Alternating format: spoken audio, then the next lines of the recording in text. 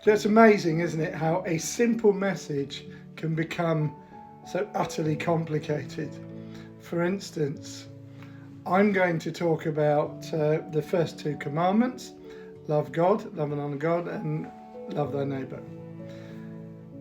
But first, I'm going to tell you about spending 2 days with my legs in the air.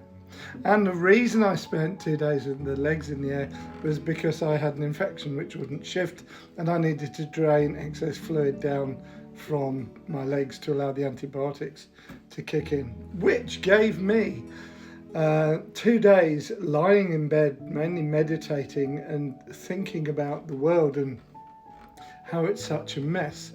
And the predominant thing that I came up with over that is a simple question: why, as a Christian society, are we waiting for somebody to ride in and save us?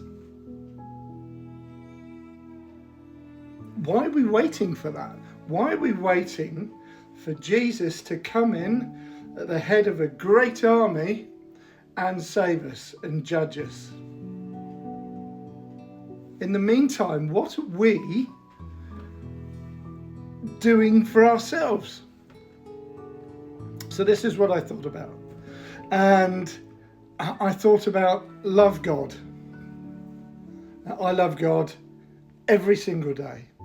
And every morning I get up and I open my curtains and I look out at the green hills where I live, and I thank God not only for where I live and for bringing me to this place, but also for the wonders of nature. And I just like to spend a few minutes just breathing, listening to the birds sing in the morning before I go and have a warm shower followed by a cold one.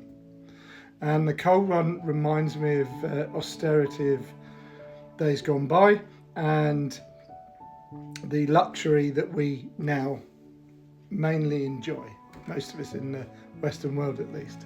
So nice warm shower, comfortable home, and I'm incredibly lucky to have that, and so many people don't.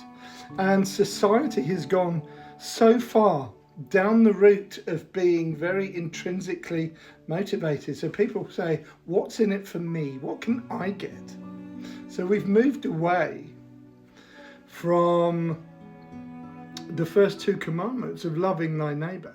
And it's easy to say, yeah, I love God, I love my neighbours, but incredibly hard sometimes to do. I think loving God is easy when you're happy, when you're looking around at everything you've got and you say, thank God for bringing me here. And yes, God's given me lemons. And how has God given me lemons? I have a lemon tree. And in order to get the lemons off the lemon tree, I had to plant the lemon tree in the first place. So I had to do some work. I have had to put in a tree, and I have faith that God and the energy that is nature will allow that to grow and give me lemons. It's exactly the same as my philosophy for life. Now, I challenge everything. If I have one underlying philosophy, it's challenge everything. And by that I mean, and here's an example. It's a banana. It's a fruit. Comes from a banana tree, except it doesn't. There's no such thing as a banana tree. It's a herb, apparently. A very big herb, but nonetheless. So when we look at a banana, it's a yellow fruit. You unzip and eat the white bit. But some people just appreciate it's a banana. I go to the supermarket and I buy some bananas, and that's it. They never think anything further than that. They don't think about how the banana got to the shop. They don't think about where the banana was grown, where it was shipped in from. They don't think about the workers that cut it, what their lives are like. So whilst it's a banana in my hand, there's been a whole huge mechanism that has gone behind putting that banana there. And it's the same with everything we do. So one of the things I like to do as well is challenge everything. By that I mean examine it, think about it, consider the magnificence of the world around us. And it's easy to appreciate God if you do that. So I go for a walk in nature and I appreciate the buds opening, I appreciate the flowers, the birdsong, the hum of the insect, the warmth of the sun on my face. Easy to appreciate God then. Less easy when you're depressed. It's raining, it's grey, it's cold. There is nothing positive about being outside in nature. And at times like that, when we're at our lowest ebb, those are the times where we need to have the most faith, because it will pass. We will come through it. There will be better times ahead. We just need that faith to maintain the faith that that's going to happen. And it almost invariably does. It's fair to say I let myself down this week. So one of the things I also do is consider, what did I get up to this week? What interactions did I have? How did they go? By and large, 99% of them were successful. And it's the one that isn't.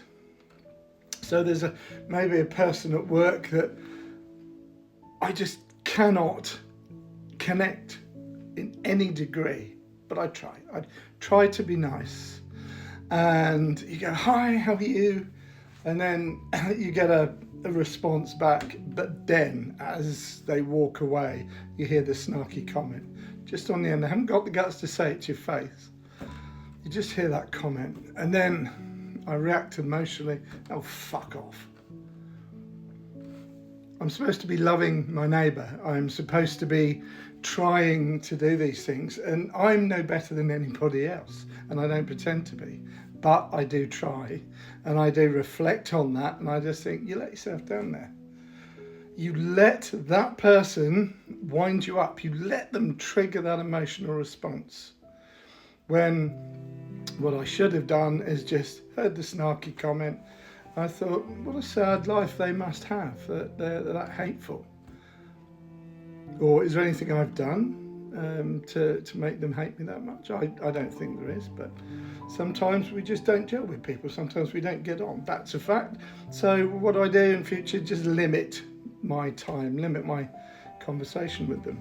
So loving God is easy when things are good, less so when things are bad. Same with people. It's really easy to go out and I love my neighbour, everybody's great, everything's wonderful, until you're challenged, until something rocks your world. Then as human beings, we're very motivated by revenge. And I see what's going on in the Middle East at the moment.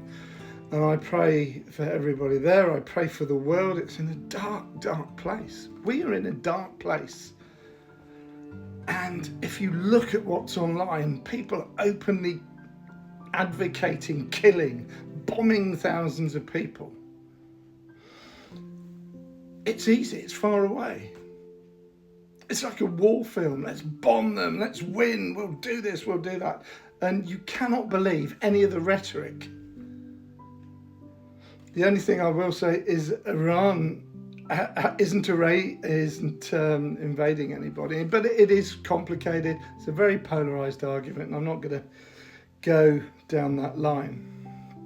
All I will say is Moses gave us the 10 commandments. Jesus said the same thing. Love God, honour your neighbour, love your neighbour.